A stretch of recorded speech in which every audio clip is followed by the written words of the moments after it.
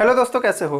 तो आज हम प्रॉफिट एंड लॉस का पार्ट 3 स्टार्ट करने वाले हैं। इसके पहले हमने पार्ट 2 और पार्ट 1 कंप्लीट कर चुके हैं, जिसमें हमने पार्ट 2 में लास्ट में हमने बहुत ही एक अच्छा क्वेश्चंस देखा था और उसी क्वेश्चन को हम आगे बढ़ाते हुए उस कॉन्सेप्ट पे हम आगे के कुछ और भी क्वेश्चन करते हैं ताकि हमारा वो कॉन्सेप्ट पूरी तरह से क्लियर हो जाए। ठीक है, तो आइए स्टार्ट करते हैं हम। तो आज का जो हमारा पहला क्वेश्चन है वो है on selling 17 balls for 720, a loss of CP, a loss of CP, a loss equal to CP of 5 balls occurs. Find CP of ball. Find CP of ball. ठीक है, आप ये क्वेश्चन देख रहे हो, इसी कॉन्सेप्ट पे हमने पिछला क्वेश्चन किया था और ये भी उसी कॉन्सेप्ट पे ही है।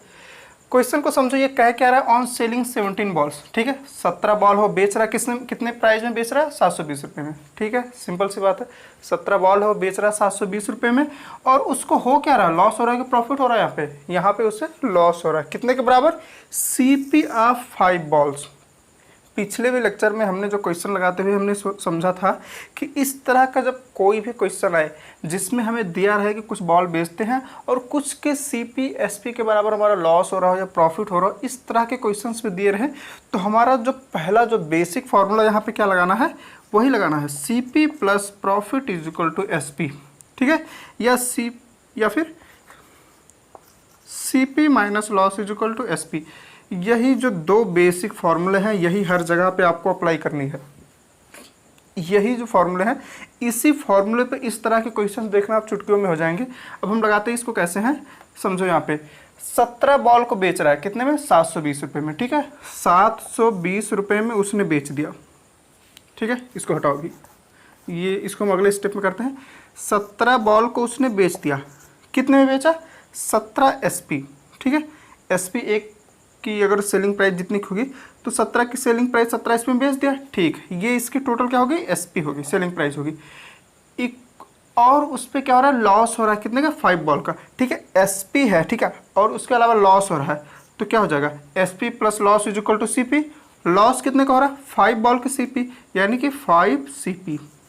ठीक है, ये लॉस है, ये हमारा क्या था, सेलिंग प्राइस थी, सेलिंग प्राइस थी, ये हमारा क्या होगा, लॉस हो गया। हमारा अब क्या आएगा, CP आएगा। CP कितने का आएगा, 17 CP। ठीक है, ये था, बस ये एक इक्वेशन बनाना है और सारा क्वेश्चन सॉल्व हो गया। समझ में आ रहा है कैसे हुआ, 17 SP में बेचा, 5 CP का लॉस हुआ और उसकी कॉस्ट प्राइस कितनी थी, 17 CP। अब यहाँ पे सॉल्व कर लो, 17 SP है, 17 SP की प्राइस हमें दी हुई है, कितने दी हुई है, 720। 17 SP की प्राइस हमें दी हुई है 720। ठीक है, प्लस अब देखो 5 SP इधर चला जाएगा, 5 SP अगर जो उधर चला गया तो 17 में से 5 गया, कितना हो गया, 12 CP। CP आ गई यहाँ से, CP की वैल्यू क्या होगी, 720/12 और 12 छक 72, 60। ठीक है, यानी एक CP की वैल्यू कितनी हो गई, 60 रुपये, 60 रुपये हो गई। एक जो भी बॉल था उसकी CP कितनी हो गई, 60 रुपये होगी। समझ में आ गया ना, बहुत ही अच्छा क्वेश्चन था। और अगर जो हमें ये चीज़ अप्लाई ना कर रहे हो तो बहुत ही कॉम्प्लिकेटेड हो जाता है इसका कॉन्सेप्ट समझने में। ठीक है, तो आप बस इसको ये समझो कि CP प्लस P जो भी हमारा बेसिक कॉन्सेप्ट है कि जो इस प्राइस में हम खरीद के ला रहे हैं, कुछ उस पर प्रॉफिट रख रहे हैं और बेच रहे हैं, तो खरीद मूल्य प्लस लाभ इज इक्वल टू विक्रय मूल्य। उसी तरह से अगर जो हमारा लॉस हो रहा है तो यानी खरीद मूल्य से हमारा सेलिंग प्राइस कम होगा, तो खरीद मूल्य में ही लॉस को घटा देंगे, हमारा सेलिंग प्राइस यानी कि विक्रय मूल्य आ जाएगा। बस वही चीज़ यहाँ पे लगाना है और कुछ भी नहीं लगाना है, बस ये सिंपल सा फार्मूला अप्लाई करना है। 17 SP उसकी सेलिंग प्राइस हो गई, 5 SP उसका लॉस हो गया और 17 SP उसकी खरीद मूल्य होगी। यहाँ से डायरेक्टली हमारी CP की वैल्यू आ जा रही है। बच्चों बताओ कितना ही आसान था ये। ठीक है, आसान था ना ये। तो यही कॉन्सेप्ट है। ये चीज़ अगर जो आपको ध्यान में है तो बहुत ईजिली बस 2 सेकंड से 5 सेकंड के अंदर आप ये क्वेश्चन पूरा का पूरा लगा लोगे। तो बस ये चीज़ आपको ध्यान रखना, इस तरह का कोई भी क्वेश्चन आ जाए कि उसमें लॉस प्रॉफिट कुछ हो रहा है, बॉल्स के बराबर हो रहा है, तो बस ये चीज़ ध्यान रखना है। चलो इस पर हम और भी क्वेश्चन कर लेते हैं ताकि ये हमें एकदम पूरी तरह से याद हो जाए concept.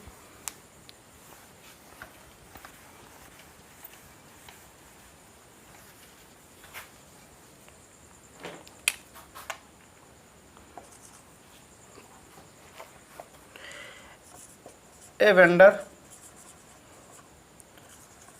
Losses the SP of 4 orange. देख रहे हो ये भी क्वेश्चन उसका जो कॉन्सेप्ट है सेम ही है। क्या हो रहा है, 4 एसपी के बराबर उसका लॉस हो रहा है ऑन सेलिंग 36 ऑरेंज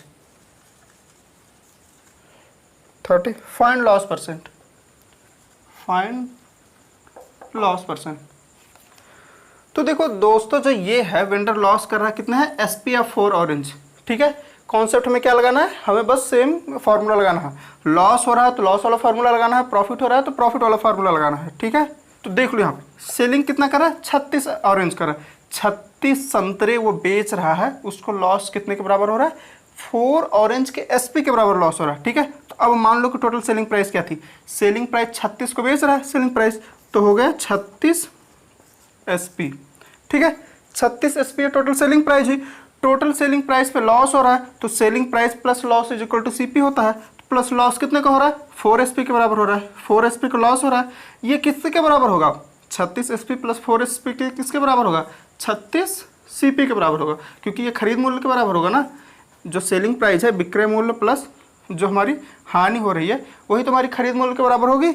अब यहाँ से निकाल लो, 36 4 कितना हो गया, 40 SP is equal to 36 CP. SP upon CP की वैल्यू क्या हो गई, 36 अपॉन 40 है, तो 4 9 36 4 ढाई 40, 9/10 आ गई। अब हमसे पूछा लॉस परसेंट, एसपी की वैल्यू 9 है, सीपी की वैल्यू 10 है, तो लॉस की वैल्यू क्या हो गई, लॉस की वैल्यू हमारी 1 है। लॉस परसेंट हमसे पूछा तो 1/CP यानी कि 10, 1/10 की वैल्यू कितनी होती है परसेंटेज में, 10% होती है, यानी लॉस का परसेंटेज कितना आ गया, 10% आ गया। इसमें कोई दिक्कत, देख लो बस जो है यही था एक, यहाँ से किया और हमारा डायरेक्टली आंसर आ गया। 10 सेकंड लगे होंगे, नहीं लगे होंगे, 10 सेकंड भी नहीं लगे हैं इसमें। इस तरह से अगर जो आप सॉल्यूशन इसका निकालते हो, अगर जो इस तरह से आप नहीं निकालते हो तो फिर आप ट्राई कर लेना कि इसमें बहुत टाइम लगने वाला है। ठीक है, आप बस हमारा जो सिंपल सा फार्मूला है आपको फार्मूला अप्लाई करना है, डायरेक्टली आंसर लेते आना है। समझ में आ रहा है ना। ठीक है, इस पर हम और भी क्वेश्चन कर लेते हैं। एक और क्वेश्चन है,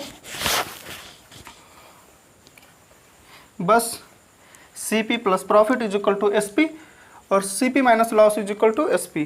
यही जो हमारा फॉर्मूला है यही लगने वाला है। चलो तो इसका क्वेश्चन नंबर 3 है, after selling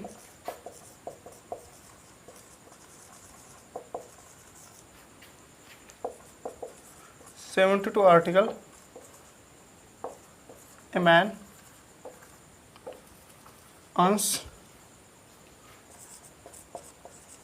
a profit of SP of 9 article. ठीक है, फाइंड प्रॉफिट परसेंट। तो बच्चों हम क्या कर रहे हैं, हम हर टाइप का क्वेश्चंस ले रहे हैं। एक कॉन्सेप्ट पे जितने टाइप के क्वेश्चन बन सकते हैं सारे टाइप के क्वेश्चंस मैं सॉल्व करा रहा हूँ। अगर जो आपको एक काम करना है ये लेक्चर खत्म होने के बाद, इसका अगर जो आपको इसमें कोई भी प्रॉब्लम आ रही है आप कमेंट में उसको हमारी अपनी प्रॉब्लम को बताओ कि हमें ये क्वेश्चन नहीं समझ में आया, ठीक है, या इस तरह से प्रॉब्लम हो रही है। और अगर जो आपको सारे क्वेश्चंस और ये कॉन्सेप्ट हमारा अच्छा लगा हो तो आप उसमें डायरेक्टली कमेंट बस ये करना कि हाँ सर समझ में आ रहा है। ठीक है, बस ये जानना कि आप लोग को समझ में आ रहा है कि नहीं। चलो ये देखो, after selling 72 articles a man earns a profit of SP of 9 article. कुछ मत सुनो, डायरेक्टली देखो सेलिंग 72 आर्टिकल, 72 आर्टिकल को बेच रहा है तो 72 SP, 72 SP में बेच रहा, क्या हो रहा है उसका प्रॉफिट हो रहा है। तो SP में माइनस करेंगे प्रॉफिट, प्रॉफिट कितना हो रहा है 9 SP, प्रॉफिट कितने का हो रहा है 9 SP, ये बराबर हो जाएगा 72 CP। ठीक है, वही हुआ ना, SP minus profit is equal to cost price, तो 72 में से 9 गया हो गया 63, SP is equal to 72 CP, SP upon CP, इसकी वैल्यू क्या होगी 72/63, 9 8/7, 9 से 63। प्रॉफिट कितने का हो रहा है 7, कॉस्ट प्राइस है 8, सेलिंग प्राइस है, सेलिंग प्राइस 8 है, कॉस्ट प्राइस 7 है। प्रॉफिट कितने का हो रहा है, प्रॉफिट हो रहा है 1 रुपये का, 1 रुपये का प्रॉफिट हो रहा है, कितने पे हो रहा है 7 रुपये पे, तो 1/7 से इसका परसेंटेज निकल जाएगा, प्रॉफिट परसेंटेज 1/7 गुणे 100, 1/7 की वैल्यू में पता है 14 सही 2/7 परसेंटेज होती है। ठीक है, समझ में आ गया। क्या करना है, ये चीज़ आपको बस करना है, यहाँ से आगे आप डायरेक्टली इतना कैलकुलेशन तो मैं बताने के लिए कर रहा हूँ, इतना करने की जरूरत भी नहीं है। SP अपॉन CP का रेशियो से डायरेक्टली हमारा प्रॉफिट परसेंटेज आ गया। समझ में आ रहा है ना।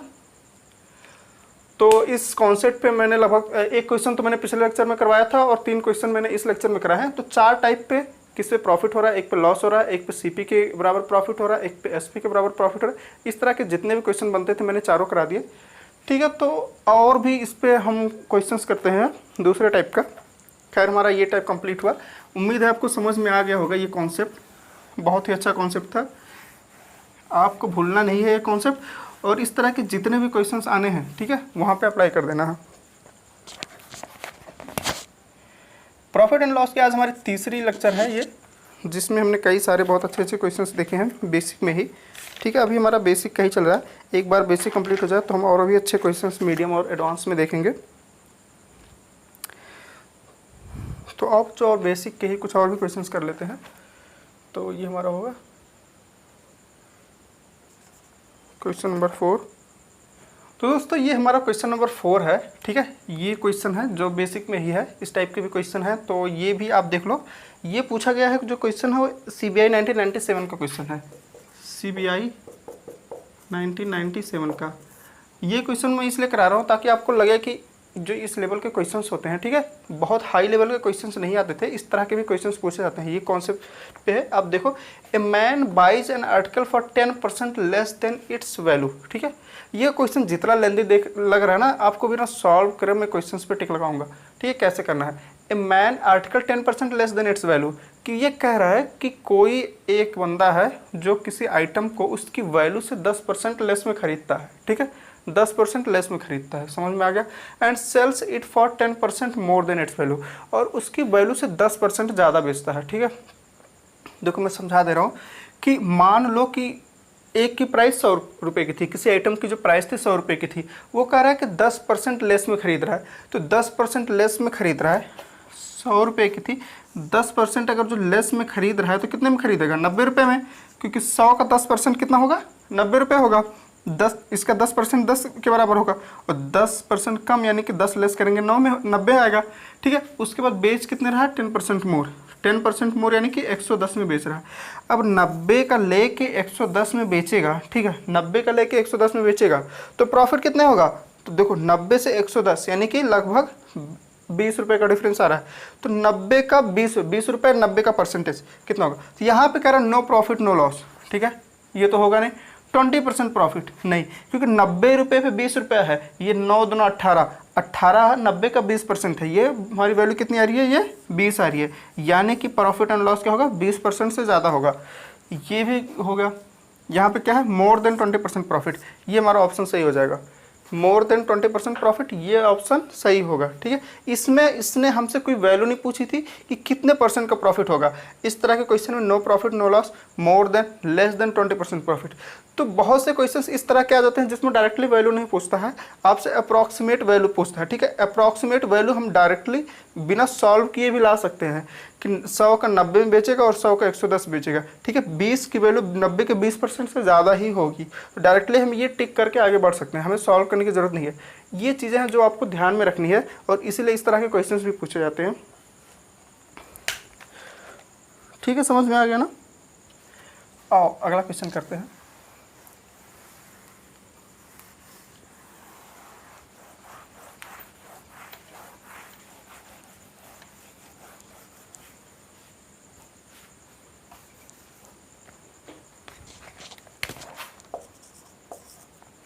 बच्चों ये क्वेश्चन जो मैं कुछ करा रहा हूँ अभी के आगे के 2-3 क्वेश्चन जो हमारे बेसिक में इस लेक्चर में चलने वाले हैं ना, ये क्वेश्चंस आपको सच में बता रहा हूँ ना कि बिना पेन के लग जाएंगे, बिना पेन उठाए आप सारे क्वेश्चन सॉल्व करोगे। मैं इसी तरह के क्वेश्चंस के ये जो करा रहा हूँ 2-3 क्वेश्चंस, आप मेरे साथ ही सॉल्व करो। If 5% more is gained by selling N article for 350, ठीक है। ये कह रहा है कि 350 में कोई चीज़ बेची जा रही है, 350 में जब बेची जा रही है तो उस पर प्रॉफिट है 5% ज़्यादा मिल रहा है, पहले का कुछ भी प्रॉफिट मिल रहा होगा, ये नहीं कह रहा कि 5% प्रॉफिट मिल रहा है, 5% मोर यानी कि 5% ज़्यादा का प्रॉफिट है, पहले कुछ प्रॉफिट रहा होगा उससे 5% ज़्यादा है, ठीक है। Then by selling it for RS 340, ठीक है। यहाँ पे इसने कंपैरिजन भी दे दिया कि 350 में अगर जो हम बेच रहे हैं तो 340 में जितना बेच रहे थे, ठीक है, 340 में हमें कुछ प्रॉफिट परसेंटेज मिल रहा था, तो 350 पे उससे 5% ज़्यादा मिल रहा है, यानी कि 340 से 350 के बीच का डिफरेंस कितना हुआ, 10 का। 5% की वैल्यू कहाँ से आ रही है, 10 से आ रही है। 340 पे मान लो उसे x% मिल रहा हो, 350 पे कितना हो रहा है, x + 5% का प्रॉफिट हो रहा है। तो यानी 5% का प्रॉफिट क्या आया, 350 और 340 के डिफरेंस के कारण है। 350 और 340 का डिफरेंस कितना है, डिफरेंस कितना, 10, यानी 5% की वैल्यू 10 है। अगर 5% की वैल्यू 10 और 10% की वैल्यू कितनी होगी, 20 होगी, और 100% की वैल्यू 200 होगी। हमसे पूछा क्या था, cost of the article. Cost of the article क्या होगी, उसकी 100% की वैल्यू ही तो होगी। तो कॉस्ट कितनी आ गई, 200 आ गई। समझ में आया कैसे हमने किया बिना पेन उठाए। चलो नहीं समझ में आ रहा तो मैं एक बार समझा दे रहा हूँ कि मान लो उसको 350 पे x% का प्रॉफिट मिल रहा हो, ठीक है, नहीं 340 में, 340 में x% का प्रॉफिट मिल रहा हो। तो अभी क्या हो रहा है, 350 में कितने को मिल रहा है, x + 5% का, यानी कि इसके बीच का डिफरेंस कितना है, 5%, और यहाँ पे डिफरेंस कितना आ रहा है, 10 की। 5% की वैल्यू 10 है, 5% की वैल्यू 10 है, तो 100% की वैल्यू कितनी होगी, 20 × 5 100, 20 × 200, 100% की वैल्यू 200, और यही 100% ही तो कॉस्ट ऑफ द आर्टिकल होगा। ठीक है, ये 100% ही तो कॉस्ट ऑफ द आर्टिकल होगा, क्योंकि हम कोई भी परसेंटेज वैल्यू निकालते हैं कॉस्ट प्राइस पे ही निकालते हैं, उसके 100% वो खुद की कॉस्ट प्राइस होती है। तो 100% उसकी कॉस्ट प्राइस हो गई है, तो इसका कॉस्ट ऑफ द आर्टिकल कितना आ गया, यहाँ से 200 की हमारी वैल्यू आ गई। समझ में आ गया ना, ऐसे क्वेश्चंस आते हैं। ठीक है, ये भी क्वेश्चंस आया हुआ है, एसएससी का क्वेश्चन है जो आया था। तो इस तरह के क्वेश्चंस आते हैं, तो आप डायरेक्टली इस तरह से बस थोड़ा सा दिमाग लगाना है, एज्यूम करना है कि किस तरह से होना चाहिए, आपका अप्रोच से होना चाहिए, और मतलब ये 2 क्वेश्चन 5 से 10 सेकेंड में ही हो जाएंगे। ठीक है बच्चों, तो ये क्वेश्चन जो हम यहाँ पे कर रहे हैं, इसको मैं डायरेक्टली आपको स्क्रीन पे ही दिखा रहा हूँ, क्योंकि जल्दी से हम इन सब क्वेश्चंस को जब खत्म कर देते हैं तो और भी अच्छे क्वेश्चन करेंगे। ठीक है, यहाँ पे देख लो, हमारा जो टाइप था वो ये क्वेश्चन का वही सेम ही है। Selling price of an article क्या हो रहा है, रिड्यूस कर रहा है। एक आदमी है जो उसकी सेलिंग प्राइस को रिड्यूस कर दे रहा है, कहाँ से कहाँ तक, 400 से 380, यानी कि पहले वो 400 में बेचता था, अभी कितने में बेच रहा है, 380 में बेच रहा है। ठीक है, अभी ये 400 में बेचता था, 380 में बेच रहा है, तो कितना कम बेच रहा है, 20 रुपये की कम में बेच रहा है, और उसका क्या हो रहा है, हिज लॉस इंक्रीज्ड बाय 2%। अब यहाँ पे हमको बता रहा है कि 400 में बेच रहा था तब भी उसका लॉस हो रहा था, 380 में बेचेगा तब भी लॉस ही होगा, क्योंकि उससे कम ही है। लेकिन अब क्या हो रहा है, लॉस की वैल्यू 2% से इंक्रीज कर रही है। 2% से इंक्रीज किसकी वजह से कर रही है, 480 और 380। ठीक है, 400 - 380, 20 रुपये। 20 रुपये की वैल्यू किसकी वजह से है, 2%। 2% लॉस की वैल्यू कितनी है, 20 है, तो 100% लॉस की वैल्यू कितनी होगी, 2 50 दूना 100, 5 दूना 10, 1000। ठीक है, 2% की वैल्यू 20 थी, 100% की वैल्यू कितनी होगी, 1000 होगी, यानी 1000 इसकी क्या थी, सीपी थी। समझ में आ रहा है कैसे था, 400 से 380 गया, 20 रुपये का डिफरेंस आया, 20 रुपये की वजह से 2% का लॉस हुआ, तो 100% की वैल्यू कितनी होगी, 1000 होगी। चूँकि हमारी लॉस या प्रॉफिट जो भी हम निकालते हैं सीपी पे निकालते हैं, तो 100% जो होगी वो सीपी होगी। यहाँ पे इसकी सीपी कितनी आ गई, 1000 आ गई। आसान था ये भी, जैसे हमने पिछला किया था वैसे ये भी था। तो फटाफट हम ऐसे ही करते जाते हैं बस, और इसी की स्पीड में हम एग्ज़ाम में भी लगाएंगे क्वेश्चंस। आपको एग्ज़ाम में भी कोई दिक्कत आने वाली नहीं है। तो इस पे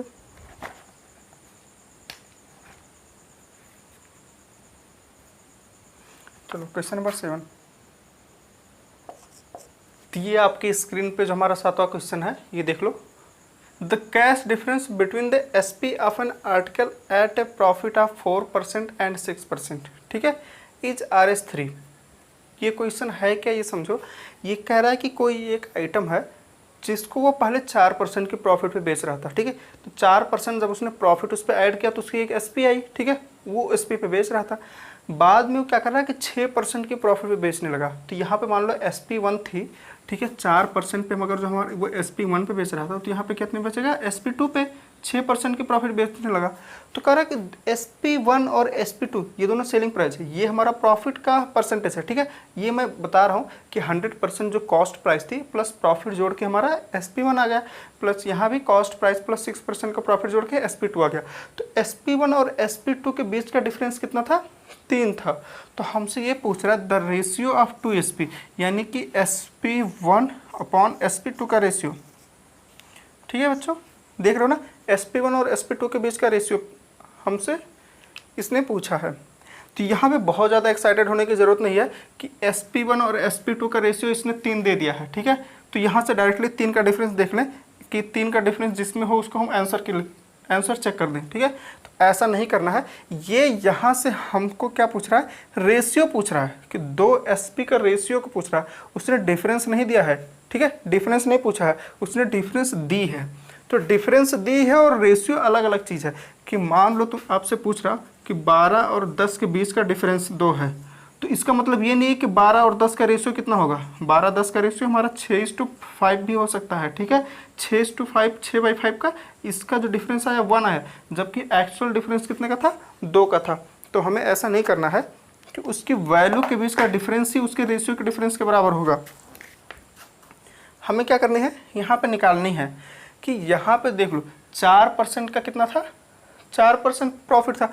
मान लो यहाँ पे सीपी के बारे में हमें कुछ नहीं दिया है कि मान लो सीपी की वैल्यू कितनी थी, 100 थी। हम क्या करते हैं, यही करते हैं, जब हमें वैल्यू दी नहीं रहती है तो सीपी या एसपी जैसे क्वेश्चन के अकॉर्डिंग हम 100 ले लेते हैं। यहाँ पे हमने सीपी को 100 ले लिया। अगर सीपी को 100 ले लिया तो 4% की प्रॉफिट थी, तो SP1 की वैल्यू कितनी आ गई, 104 आ गई, ठीक है। कितनी आ गई, SP1 की वैल्यू 104 आ गई। उसी तरह ही अगर यहाँ पे देखो 6% था, 6% थी, ठीक है। 6% पे कितना होगा, अगर 100 है 6% को प्रॉफिट होगा कितना होगा, 106 आ गया, ठीक है। समझ में आ रहा ना कैसे किया। यहाँ पे हमने सीपी की वैल्यू 100 ले ली, 4% पे 104 हुआ, सीपी की वैल्यू 100, 6% पे 106 आ गया। अब देखो यहाँ पे 2 तरीके हैं आपको रेशियो निकालने का। हमसे यहाँ पे रेशियो पूछा है, ठीक है। तो हम यहाँ पे देखो, अगर जो हम कंपेयर करके निकालना चाहें, ठीक है, कि इनके बीच का डिफरेंस 2 है, ठीक है, इनके बीच का डिफरेंस 2 है, जबकि यहाँ पे डिफरेंस 3 दिया है। तो 100 वैल्यू लिया तो डिफरेंस हमारा 2 आया। तो कितने का डिफरेंस लें कि 3 के डिफरेंस पे वैल्यू क्या लेनी पड़ेगी हमें, 150, ठीक है। 2 डेढ़ 3 और 100 डेढ़ 150, ठीक है। तो इसकी जो एक्चुअल जो सीपी होगी वो 150 होगी, एक्चुअल सीपी तो 150 होगी, ठीक है। समझ में आ रहा है। लेकिन उस देखो, अगर जो एक्चुअल सीपी उसकी 150 हुई तो अब हम निकाल सकते हैं कि 150 प्लस इसका 4%, ठीक है। 150 का अगर हम 4% निकालेंगे तो 15 चौक को 60। अब 150 का अगर जो हम निकालेंगे 4% तो 15 चौक को 60, 6 आ गई। तो यानी कि 150 और 6 156 आ गया, ठीक है। और उसका 6% निकालेंगे 150 का तो 15 छक्का 90, 159 आ गया, 159 आई। यहाँ तक समझ में आ रहा है कि नहीं। हमने किया क्या है, हमने सीपी 100 ले ली थी, ठीक है। 100 लेके जब हम निकाले तो हमारा ये आ गया 104/106। मैं आपको समझाने की कोशिश ये कर रहा था कि यहाँ पे आपको एक्चुअल वैल्यू लेने की कोई ज़रूरत नहीं है। यहाँ पे जो इसने 3 दे रखा है, ठीक है, ये ठीक है, 3 दे रखा है। इसने हमें 2 रेशियो की एसपी पूछी थी, 2 रेशियो की एसपी पूछी थी। तो 2 रेशियो की जो एसपी पूछी है, तो अब हमने अगर सीपी 100 ले लिया है, ठीक है, अगर 100 ले लिया है तो 100 पे हम क्या करेंगे, 4% का प्रॉफिट निकाल के इसकी 104 आ गई, और 100% पे ही 6% का प्रॉफिट लेंगे तो 106 आ गई इसकी एसपी, ठीक है। 100 पे हमने लिया तो ये वैल्यू आई 104 और 106। 104 और 106 के बीच का डिफरेंस कितना था, 2 था। इसने यहाँ पे दिया है कि 3 का डिफरेंस है, चलो ठीक है। 2 का डिफरेंस आया जब हमने सीपी 100 लिया, तो 3 का डिफरेंस आने के लिए हमें सीपी कितना लेना पड़ेगा, 150 लेना पड़ेगा।